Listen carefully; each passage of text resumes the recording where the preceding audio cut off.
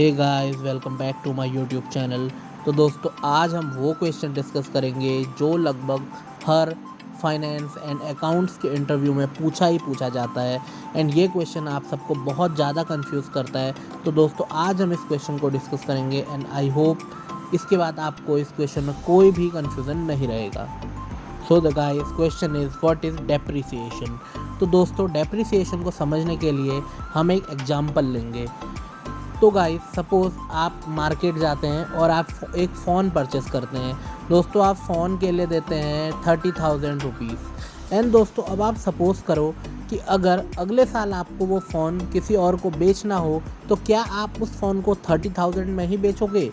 नहीं बेचोगे। आप उस फ़ोन को कुछ कम में ही बेचोगे। क्यों? क्योंकि जैसे जैसे टाइम बीता, आपने फ़ोन को यूज़ किया एंड फ़ोन में कोई दिक्कतें आई, कोई प्रॉब्लम्स आई, इसीलिए दोस्तों फ़ोन की कीमत कम हो गई। एंड दोस्तों, जो ये कीमत कम हो गई, इसी को ही फाइनेंस एंड अकाउंट्स की लैंग्वेज में बोलते हैं depreciation. And guys, the next question is what is amortization.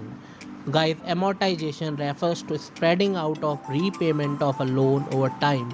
In accounting, amortization is a method of obtaining the expenses incurred by an intangible asset. So guys, जब भी आप कोई bank से loan लेते हैं और उसके बाद उस लोन की EMI भरते हैं एक रेगुलर टाइम इंटरवल में, एक फिक्स EMI एक फिक्स टाइम के लिए, तो दोस्तों इस प्रोसेस को कहते हैं amortization.